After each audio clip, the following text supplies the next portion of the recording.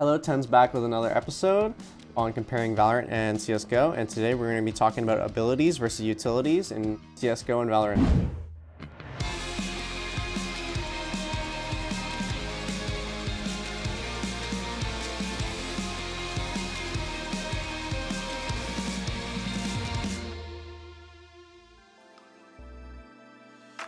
The first thing you'll see is a character screen, and you'll see that there's different classes for each character. So there's controllers, duelists, there is sentinels, and initiators. Controllers are mainly smoke characters like Brimstone, Omen, and Viper, and they use their utility to kind of control the map, hence the class name.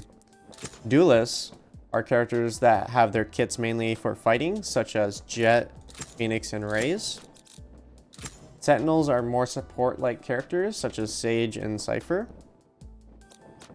And initiators are characters that help people entry in or initiate. So that is Breach and Sova. Unlike in CSGO, where you can buy utility no matter what, in this game, your utility is locked to your character. So if you're playing a certain character, you can only buy their utility. In Valorant, it's a good idea to have a good mixture of characters. So you want a good mix of sentinels, controller, initiator, and duelists.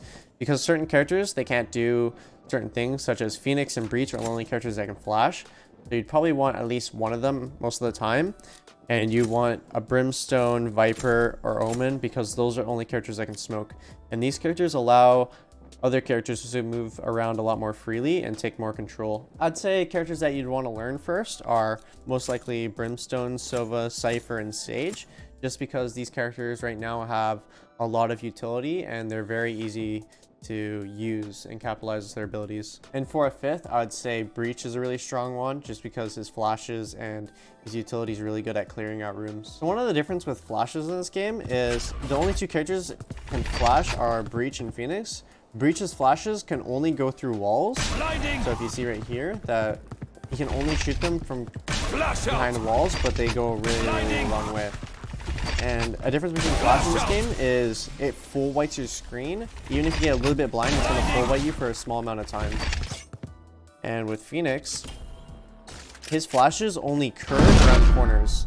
So you can't really throw a pop flash straight. You have to flash around corners with Phoenix.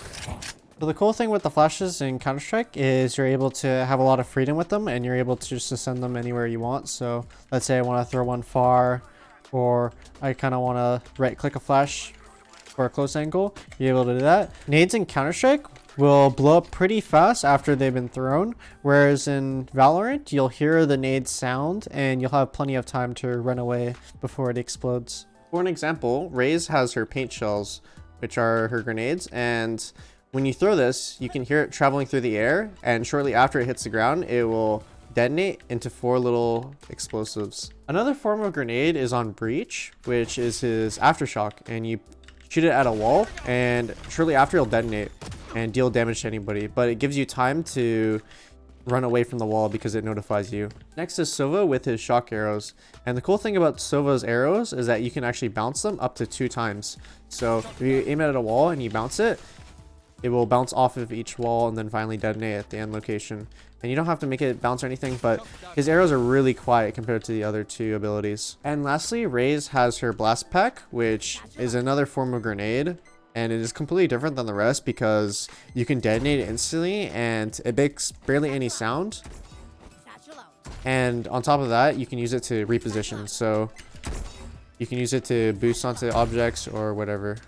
The smoke characters are Brimstone, which he pulls out his little iPad here and he can click on the map where he wants to smoke things. Omen has a rechargeable smoke that goes through walls and you can control like this. So cover going you out. just throw out a smoke like that and it just lands. And as you see in the bottom right, it's recharging with the cooldown number. And Viper has a full wall of smoke that you cannot pick up, but her orb, which is a smoke wall, is a redeployable smoke that you can pick up. And all of Viper's abilities are redeployable. Phoenix also has a wall, which he can either put it in a straight line, or he can actually curve into different angles with his mouse. Another cool thing about Phoenix's lethal abilities is his wall and his Molotov both heal him, but deal damage to enemies and your teammates.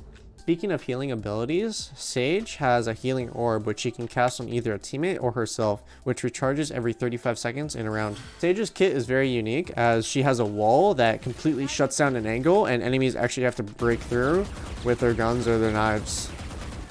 And on top of that, she also has a slow orb that reduces enemy and teammate movement speed inside it and makes noise. Sage's kit just got nerfed in the latest patch by reducing her slow orb duration and slowing amount, and so just be careful of any other agents that might get some tuning before the release of the game. Sage's slow is also very useful when flushing out enemies from corners, especially when you combine it with a teammate's ability such as a molly. Phoenix's molly travels a short distance before going straight down into the ground and landing. Another molly is on Brimstone, which is similar to Phoenix, but instead of going straight down into the ground, his mollies bounce off objects and slowly detonate after hitting the ground multiple times. A cool thing you can do with Brimstone is you can actually make the molly land in certain spots with lineups, such as the bomb on the post plant.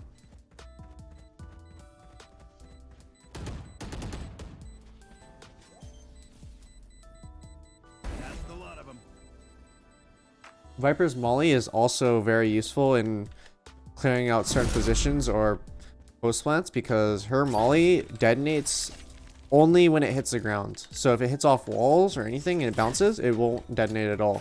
So you're able to do a lot of fun things with Viper's snake bite. In Counter-Strike, you're actually able to extinguish mollies with a smoke, but currently in Valorant, there's no way to do that, and you just have to wait for the molly to fade.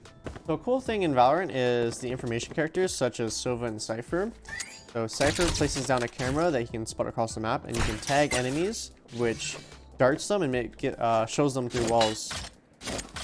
He also has tripwires that you cannot run through, or else you will get tagged and spotted through the wall. Character Sova, he has lineups for his arrows because his arrows are very consistent and he can make them bounce. Revealing you see area. right now that the Sova arrow, if I toss it up in here, it will bounce if I make it bounce twice. Or I can make it not bounce at all, so it can just go direct and straight. But the way his arrows work is if you're in the line of sight of his arrow as an enemy, it's actually going to ping you through the wall and enemies will be able to spot you. Revealing area.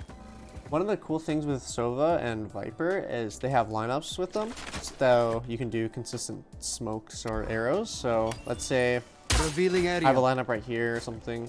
You can make an arrow land consistently in one spot to give a really, really good, good information area, or make it really hard to shoot. Revealing area. And it's very similar to CS because it's just like knowing flash or smoke lineups to take sites in CS. Another unique ability is on Breach, which is his fault line, which he can charge up and shoot through walls, which ends up stunning enemies in a line. So that's a wrap up on abilities versus CSGO utilities. Keep in mind that in both games you can buy armor, but a unique thing about Valorant is each character has a special ultimate that they can place down, but that's a whole nother topic for another video. Open up the sky.